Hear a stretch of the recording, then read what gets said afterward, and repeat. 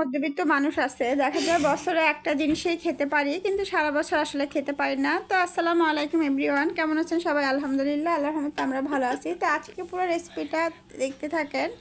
আমি আসলে আমার লং ভিডিওগুলোতে কোনো রেসিপি দেখাই না, আসলে দেখানো সম্ভব হয় না, দেখা যায় অনেক বড় হয়ে যায় ভিডিওগুলো, সেই জন্য রান্নাগুলো তেমনভাবে দেখা না। তো আজকে একটা আমি রেসিপি দেখাবো, সেটা হচ্ছে ভুড়ি। ভুড়ি এমনভাবে রান্না করলে দেখা যাবে আর কোনো গন্ধই থাকে না। অনেকেই মানুষ ভুড়ি রান্না করে গন্ধের জন্য খায় না। তো যেটা বললাম যে বড় লোকরা হয়তো সারা বছরই খেতে পারে, আমাদের পক্ষে সম্ভব হয় না বছরে একবারই। তা আমার কিছুটা ভুড়ি ছিল, আসলে খেয়ালও করি নাই। তো এটা আজকে কেটে রান্না করবো। ভুড়িটা আমি ভালো করে তো ভুড়িটা আমি এখানে সিদ্ধ করে তারপরে প্রেশার কুকারে দিয়ে দিচ্ছি। আগের দিনে মানুষ তো 3-4 দিন রেখে জাল দিয়ে ভাজা ভাজা করে তারপরে খেত। এখন আসলে ব্যস্ততার যুগে দেখা যায় যেটা মন চায় যখন তখনই খেয়ে ফেলে। তো আগের মতন হয়তো সেই মজাটা লাগে না, তারপরও খারাপও লাগে না এইভাবে রান্না করলে। তো আমি ওটা 2-3টা সিটি দিয়ে নিছি। সিটি দিয়ে এখন এই যেখানে বেশি করে জিরা দিয়ে দিচ্ছি, এখানে আমি শুকনো লঙ্কা, তেজপাতা, গরম মশলা এখানে আমি দিচ্ছি, এখন আবার দিব। তো এটা একটু ভালো করে লালচে করে নিব, সাথে গোটা গোটা কতগুলো রসুন দিয়ে দিচ্ছি। তো এইভাবে রান্না করলে খুবই মজা হয়। আর আমাদের বাসায় যেহেতু আমরা ঝাল কম খাই, সেই জন্য মরিচটা হয়তো অল্প দিচ্ছি দেখে কালারটা এমন দেখা যাচ্ছে। তো এটা আমি সরষের তেল দিয়ে কিন্তু ভাজিটা করতেছি। ভাজাটা করলে খুবই মজা লাগে। এভাবে আপনি সিদ্ধ করে ফ্রিজেও রেখে দিতে পারেন, যখন মন চাবে একটু করে বের করে খাবেন। তো এই যে দেখেন, এটা হালকা একদম মানে বেরেস্তা টাইপের না, পেঁয়াজটা জাস্ট নরম হবে। তো নরম হওয়ার পরে আমি সেই ভুড়িটা দিয়ে দিচ্ছি। এটা যে কি মজা লাগে, বাসায় এইভাবে একবার হলো ট্রাই করে দেখবেন, খুবই ভালো লাগে খেতে। তো এখন যেহেতু ঝোলটা, সেই ঝোলটা কিন্তু আমি একদম শুকনো শুকনো করে ফেলবো। তো আসলে কোরবানি ছাড়াই ধরে জিনিস পাওয়া যায় না, খাওয়াও হয় না।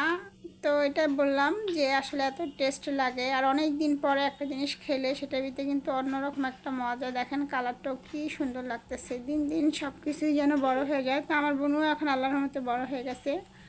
ফিডারগুলো শুধু শুধু রেখে দিতাম, তো আজকে সব বের করলাম। মায়াই লাগে যে দিন সময়ের সাথে সাথে কিভাবে চলে যায়, বাচ্চাগুলো বড় হয়ে যায়, মনে হয় যে সেদিনের কথা। তো এই যে ওনার কাছে পারমিশন নিয়ে তারপরে ফিডারগুলো সব ফেলে দিলাম।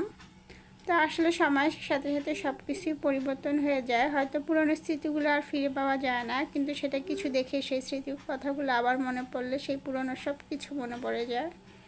তো এখানে আমি শালগম, পেঁপে, মূলা সব কিছু দিই। আসলে শীতের দিন একটা জিনিস শান্তি আছে, তারপরে ওগুলো অল্প মশলা দিয়ে দারুণ কিন্তু লাগে। তা আমি এখানে মাগুর মাছ, রুই মাছ একসাথে রান্না করছি, যেহেতু আমরা মাসায় মানুষ কম, অল্প অল্প করে রাখি। তো এই জন্য 2টা মাছ একসাথে দিয়ে রাখছি। এটা অনেকের বাসায় হয়তো হয়। তো এই যে মাংসটা দেখতেও কিন্তু খুবই, মাংস আমার রান্না হয়ে গেছে, ভুড়িটা, আর এখানে যে মাছের ঝোলটা হয়ে গেছে। তো আজকে আমার লং ভিডিওটা এই পর্যন্ত। সবাই ভালো থাকবেন, সুস্থ থাকবেন। আবার নেক্সট কোনো লং ভিডিও নিয়ে আসবো। তো এই যে রুই মাছ, মাগুর মাছ 2টা আমি একসাথে করেই কিন্তু রান্না করছি। তো কেউ আমার ইউটিউব চ্যানেল থেকে দেখে থাকলে অবশ্যই চ্যানেলটা সাবস্ক্রাইব করে পাশে থাকবেন। আর অবশ্যই আপনারা আমার পাশে থাকবেন, সাপোর্ট করবেন, আমাকে লাইক ফলো শেয়ার করবেন, নতুন নতুন ভিডিও দেখতে পারবেন। আমি আমার বাসায় যা করি তাই সবসময় দেখানোর চেষ্টা করি। এটা পরদিন সকালে ছিল। তো আল্লাহ হাফেজ।